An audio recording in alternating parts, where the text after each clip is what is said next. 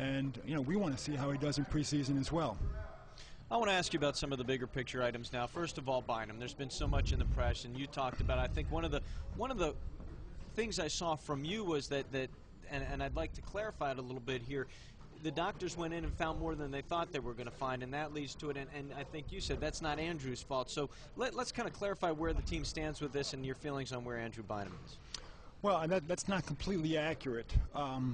The diagnosis, which was made back in the playoffs, was correct. And I'm not a doctor, right? But my understanding was it was a torn meniscus. Okay. And once again, I'm not a doctor. You could take it out, or you could try to repair it, sew it back in place. And those are decisions that are made during the surgery.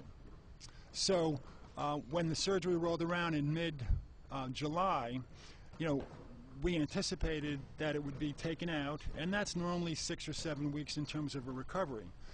Once a doctor goes in, he does what he thinks is best once the surgery is in progress, and he chose to sew it back in place, which is better for the player in the long run because he's not missing cartilage. Right. It's better for his career, and it's better for his life down the road. The downside to doing that, when you sew it in, because of the blood, there's not as much circulation in cartilage. Gotcha. It takes a real long time to heal. So something that we thought would be 6 weeks, now goes to 10 to 12 weeks. And that's a long story, a lot more details, than I can share right now. But that basically brings us to where we are today. Right. And obviously the sooner he's back for you guys, the better. And I'm sure looking forward to having him contribute here. Well, last year, Pau, was out during training camp, and Andrew stepped in and covered for him. So this year, Pau's going to have to step in and cover for Andrew for training camp in the first couple games of the season. Now, Mitch, how many players are teams obligated to carry, and how many you think you'll carry this year? The most you can carry during the season is 15. You can get by with 13, or excuse me, 12 if you bring guys up and back. But basically, you have to keep 13. We have 14 players under contract. My guess, unless somebody jumps out at us in camp here, is 14 is where we're going to be. All right, now talking about some of those players, we talked about the draft picks. Let's talk a little bit about the guys you picked up in the offseason. Matt Barnes is a guy we looked at the numbers for this team from last year, offensively and defensively. Championships are won with defense, right? This is a guy who can really get in guys' faces. We know he got in Kobe's face last year and bug people defensively. Yeah, we didn't think Matt would be available, for us at that price range. As you know, it went through the whole summer. And at the very end, he was there and expressed an interest to come to Los Angeles. Something that was significant to us, and continues to be significant, is that Luke Walton's health, continues to be an unknown. He's out there, I believe right now, he hasn't missed a practice on Saturday or Sunday. I was concerned that he wouldn't be able to make practice yesterday. He's there. I checked for you. He's there. So we just don't know with Luke and his back situation. So we thought that would be a great pickup for us to cover us at that position. And Ratliff? Well, once again, you want to make some changes. We were very pleased with DJ Benga and his contribution the last 2 years, but he's a young guy that wants to play. And, the decision was made that he wanted to move on. So you look at the remaining big guys out there, and there were, several, but not a lot.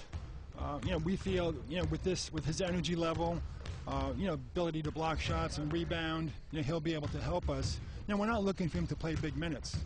Initially, with Andrew out, maybe he will have to play, but we have to be careful with him in training camp because he is an older player, and, although you want to get him to shape during training camp, you don't want to wear him out now. Right. How about Steve Blake? Again, here you get another guy who not only, I think, in terms of his skill set, but in terms of what he can do mentally for the team, a leadership role as well. I'm not sure we're looking, for leadership from him. I think we have enough of that. In terms of, his addition, he's probably the most significant addition we've made, this summer. And once again, I talked earlier about Derek, being 36 or 37 years old. We needed some help at that backcourt ball handling position. We do expect, Steve to play significant minutes. He's led in a quiet way, and he's just out here conducting business. He sat down after practice the other day with Phil on the court and then just, spoke for 45 minutes about the offense. He's diligent, works really hard. He doesn't try to do things, spectacular or fancy. Within himself. He plays, the game to make players better. And, you know, in terms of scoring, we think he can make open shots. You know, we think he'll make the right play. We're not looking for him to score big points, just like we're not looking for Derek to score big points.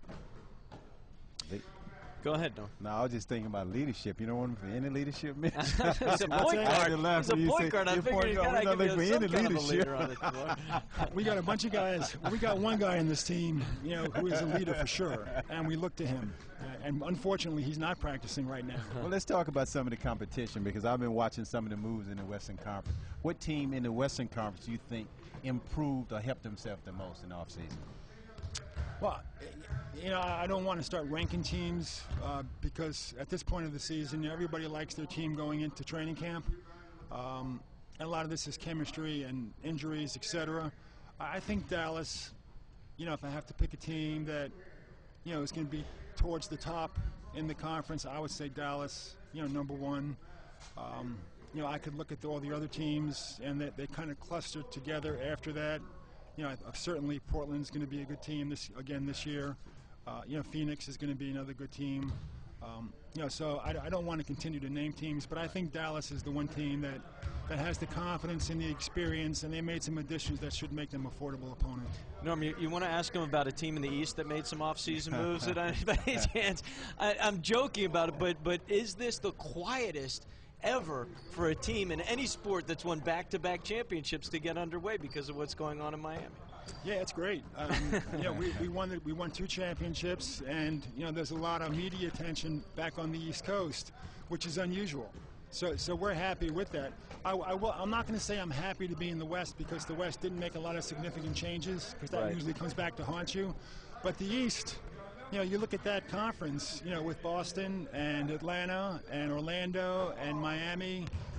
I like Chicago. I like Milwaukee. I don't know who the other teams are going to be in the conference playoffs, but you know, those teams are all formidable, and it's exciting. I'm looking forward to Me too. I tell everybody regular season. It's not going to be a walk in the park for those guys. There's some pretty good teams in the East. No question about it. Well, listen, we appreciate you taking the time, Mitch Kupchak. Certainly best of luck for this season. It's great to see you guys out here. Mark, Norman, good to see you. Thanks very much. Mitch Kupchak joining us here for Real Training Camp, LA Lakers. And yes, relatively quiet here on the West Coast. We're going to take a quick time out. Phil Jackson getting the troops ready to go. More practice, more interviews, more access for you here when we come back.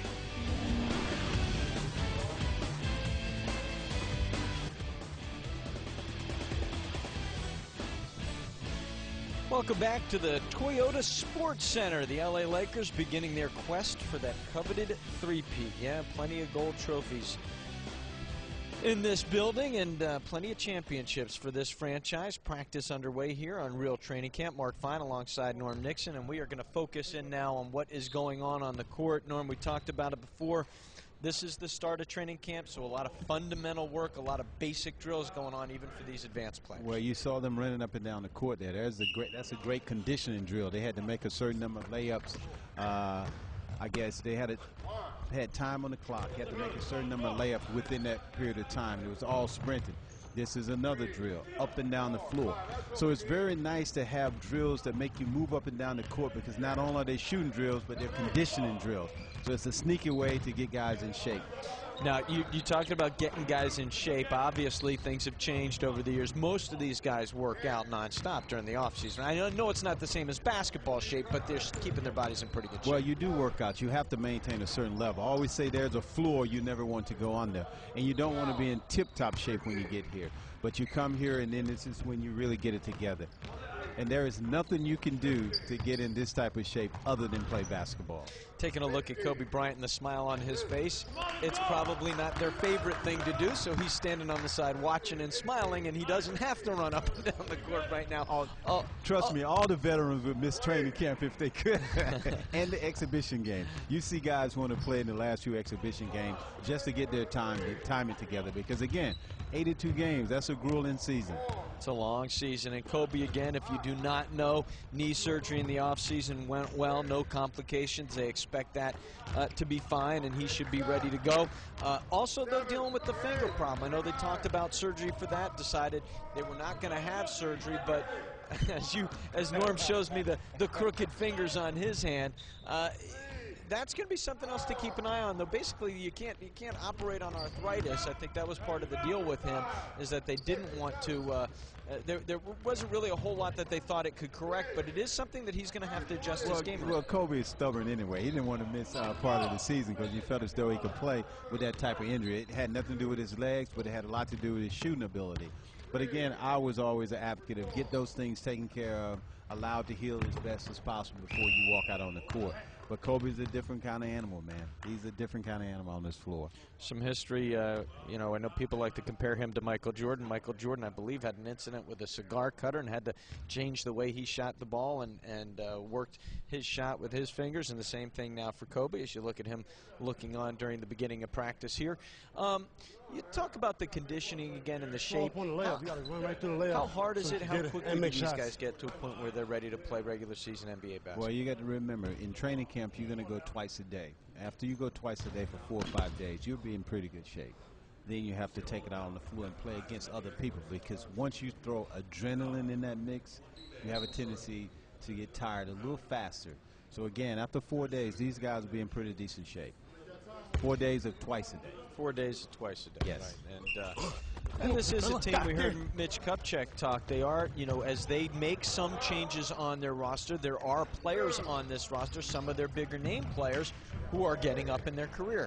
Kobe, of course, Derek Fisher, Pau Gasol, some of the guys who aren't going to maintain their shape and are probably going to need a little bit of a blow during the course of the season. Well, you talk about Ratliff as well. They expect them to come in and give them some good minutes. But, again, Phil is one of the best at pacing himself. They have some good young talent out here. You heard Mitch talking about E. Banks. I had an opportunity to talk to some of the coaches about him.